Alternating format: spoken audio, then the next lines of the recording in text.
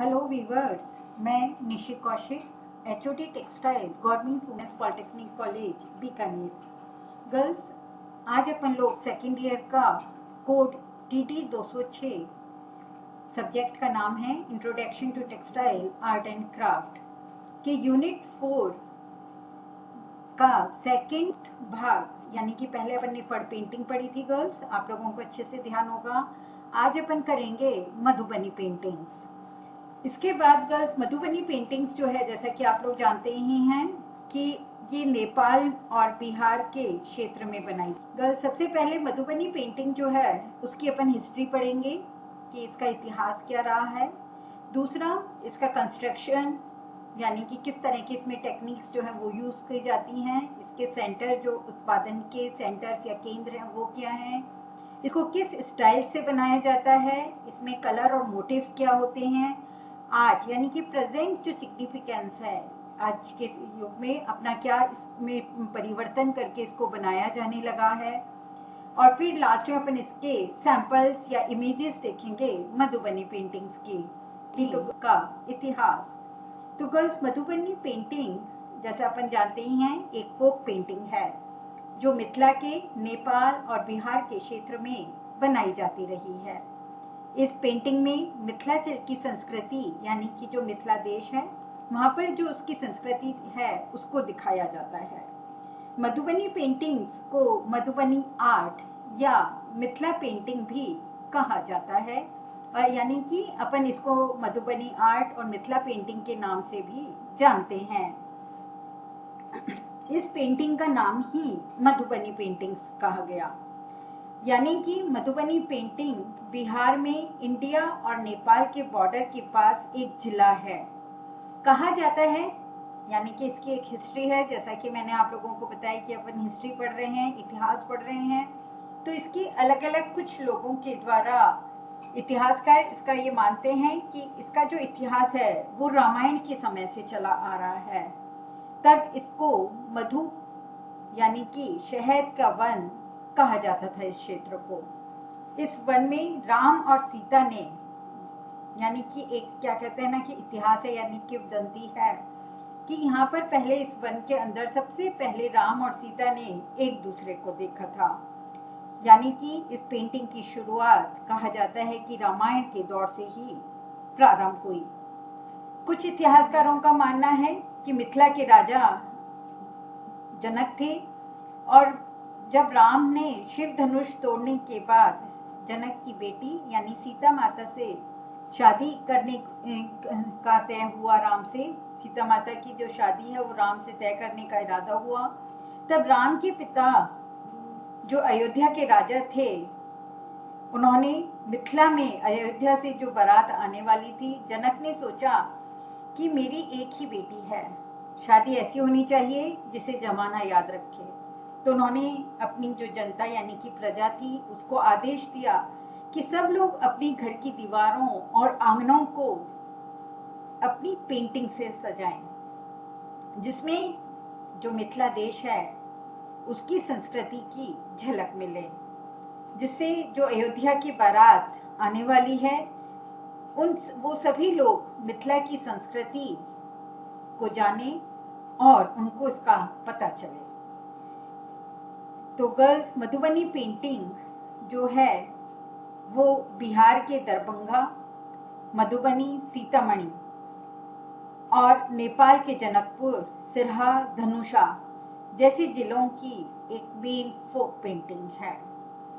शुरुआत में ये पेंटिंग्स घर के आंगन और दीवारों पर बनाई जाती थी। फिर धीरे धीरे ये कपड़ों, दीवारों और कागजों पर भी बनाई जाने लगी। जैसा कि अपन लोग गर्ल्स जो बनाएंगे मधुबनी पेंटिंग्स, वो या तो अपन कैनवास पे बनाओगे या कोई भी शीट, ड्राइंग शीट वगैरह पे, या कपड़े के ऊपर। कपड़ा आप लोग कॉटन, पॉलिएस्टर कॉटन या सिल्क, कोई भी आप यूज़ कर सकते हो गर्ल्स इसको बनाने के लिए, और कैनवास और ड्राइंग शीट भी, जैसे मैंने अभी आप लोगों को पहले बताया। तो गर्ल्स, अब मिथिला की औरतों ने सबसे पहले इस फोन पेंटिंग की जो है वो शुरुआत करी। सबसे शुरुआत में गर्ल्स ये पेंटिंग मिट्टी से लिपी झोपड़ियों पर देखने को मिलती थी। ठीक है ना। सबसे पहले यानी कि मिथिला में जो अपनी मधुबनी पेंटिंग्स हैं, वो जो झोपड़ियाँ होती थी वो मिट्टी की बनी होती थी, आप लोगों को पता ही होगा।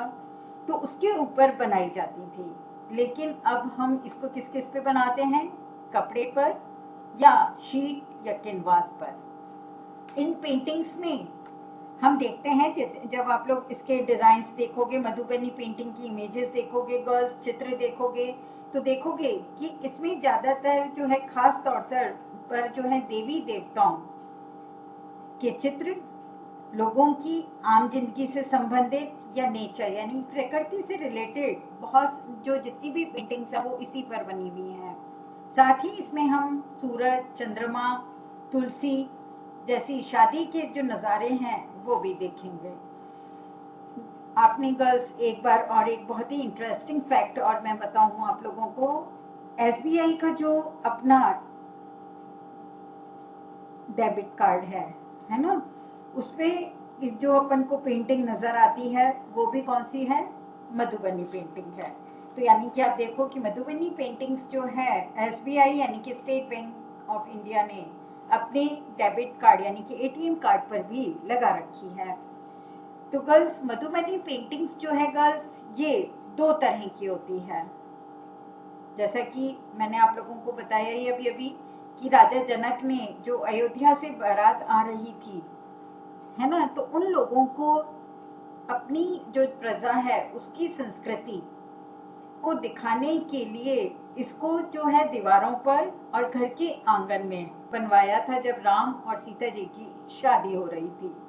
तो गर्ल्स जो अपनी मधु पेंटिंग है वो दो तरह की हो गई। एक तो भित्ति पेंटिंग जो कि दीवारों पर बनाई जाती है, और दूसरी अरिपन जो घर के आंगन में बनाई जाती है। इन पेंटिंग्स को माचिस की तिल्ली और बांस की कलम से बनाया जाता था पहले, है ना। आज भी जैसे क्योंकि फोक आर्ट है तो गर्ल्स आज भी जो है इसको जो अपने पुराने समय के लोग हैं या जो अभी अपने कलाकार भी जो पुरानी चीज़ों से बहुत ज़्यादा लगाव रखते हैं, वो इसको अभी भी माचिस की तिल्ली और बांस की कलम से बनाते हैं। साथ ही इस पेंटिंग की विशेषता है गर्ल्स कि इसको चटक रंगों का खूब इस्तेमाल किया जाता है इसमें।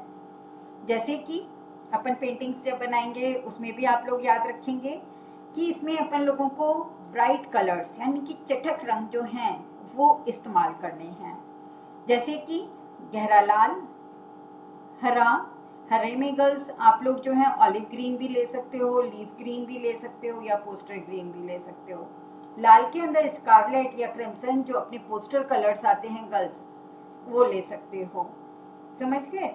अब इसमें हरा रंग जो है वो मैंने आपको बताया ही है कि ऑलिव, लीफ या पोस्टर ग्रीन ले सकते हो। नीले में ज़्यादातर जो है कोबाल्ट ब्लू कलर्स जो है वो यूज़ होता था, या आप लोग अल्ट्रा मैरिन ब्लू जो अपना इंडिगो कलर्स है उसको ले सकते हो। साथ ही इस पेंटिंग के अंदर गर्ल्स सबसे मेन चीज़ है कि इसकी अपन को आउटलाइंस जो है वो करनी है।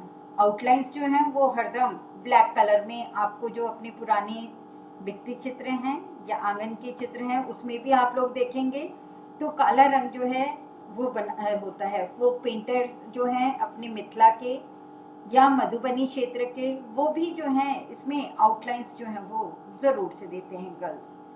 तो इसमें जो चटक रंगों के लिए हम रंगों जो विभिन्न तरह के फूल्स हैं उनको भी जो है इसमें चटक रंगों में और पत्तियों को ग्रीन कलर से बनाया जाता है। जैसे जो फूल हैं आप उसको ऑरेंज में बना सकते हो, येलो के अंदर बना सकते हो, या येलो जो है और रेड कलर्स में इसमें बना सकते हो।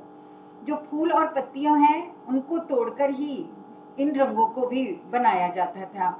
जैसे जो भी चटक रंग है तो उनको बनाते थे, जैसे कि और बबूल की पेड़ से जो गोंद है वो और दूध के साथ इन कलर्स को घोला जाता था। पेंटिंग्स में हमें कुछ जो है हल्के रंग भी देखने को देखने को मिलेंगे। और हम इसको यूज भी कर सकते हैं गर्ल्स, जैसे कि गुलाबी या नींबू रंग यानी कि लेमन येलो। ज्यादातर जैसे आप लोग जानते ही हो गर्ल्स, पहले हरदम वेजिटेबल कलर्स या स्टोन कलर्स यूज किए जाते थे। मधुबनी पेंटिंग्स में ज्यादातर जितनी भी कलर्स हैं, ठीक है ना, वो वेजिटेबल कलर्स जो हैं वो ही यूज किए जाते हैं। साथ ही इसमें जैसे कि हल्दी से आप लोग जानते ही हैं येलो या ऑरेंज कलर आ जाता था, ठीक है। और मेहंदी वगैरह से अपन इसके अंदर ग्रीन कलर यूज कर सकते हैं। और केले के पत्ते और गाय के गोबर जैसी चीजों से घर में ही इन कलर्स को बनाया जाता था। लाल रंग के लिए पीपल की छाल को काम में लिया जाता था। आमतौर पर ये पेंटिंग्स घर में, तो पूजा घर कहा जाता है, हिस्टोरिकल हो में बनाया जाता था। साथ ही ये जो है उत्सवों और घर की दीवारों पर, उत्सव के समय घर की दीवारों पर भी बनाई जाती थी।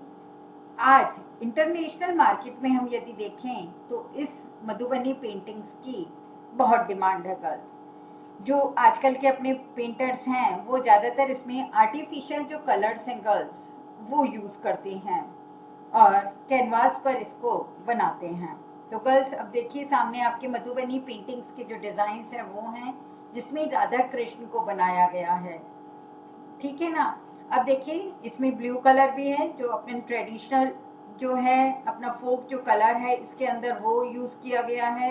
येलो कलर है, येलो में आप लोग जो अपने पोस्टर कलर्स में आते हैं वो लेमन येलो भी और क्रोम येलो जो है वो इसमें के अंदर आप लोग यूज कर सकते हो, या डीप क्रोम येलो भी यूज कर सकते हो। पत्तियां ज्यादातर ग्रीन कलर से ही बनाई जाएंगी और बॉर्डर जो है वो भी है जरूरी बनाना है। बॉर्डर ज्यादातर आप लोग देखोगे कि फ्लावर्स के या ज्योमेट्रिकल शेप्स में या लीव्स के अंदर जो है वो काम में लिए जाते हैं। दूसरी पेंटिंग देखिए गर्ल्स, इसमें जो है पेड़ के नीचे जो राधा या गोपियां हैं उसको डांस करते हुए दिखाया गया है। कहने का मतलब ये है कि जैसे जो भी अपने देवी देवता हैं या आम जनता की जिंदगी या नेचर में देखिए ऊपर पशु पक्षी बताए गए हैं, तो इस तरीके की जो नेचर से रिलेटेड है इसमें मोर वगैरह भी हैं, बर्ड्स हैं अलग अलग तरह की, या एलिफेंट हैं वो भी। इसमें देखिए फिश है, ठीक है ना गर्ल्स। और इसमें ये जो गणेश जी हैं उनको जो है वो बताया गया है। ये अपनी मॉडर्न है गणेश जी में, देखिए कितने अच्छे से एकदम उभर के आ रहे हैं गणेश जी की सूंड और सब। तो गर्ल्स ये अपनी मधुबनी पेंटिंग्स के डिजाइन हैं। ऐसे ही आप लोग जो हैं अपनी मधुबनी की जो पेंटिंग्स हैं वो गूगल की साइट पर जाकर जो है वो ढूंढ सकते हो। तो इसमें आप लोगों को गर्ल्स सबसे पहले अपनी जो नोट्स हैं मैंने आप लोगों को सर्कुलेट कर रखे हैं व्हाट्सएप पे भी, वो लिखोगे और फिर उसके बाद जो नोट्स हैं उनके संग तो इनके क्या बनाओगे आप लोग, मोटिव्स बनाओगे मधुबनी पेंटिंग्स के। और फिर उसके बाद जो है मधुबनी पेंटिंग आप लोग अपनी चॉइस से उसका साइज लोगे मधुबनी पेंटिंग का और उसमें फिर कलर फिल करोगे।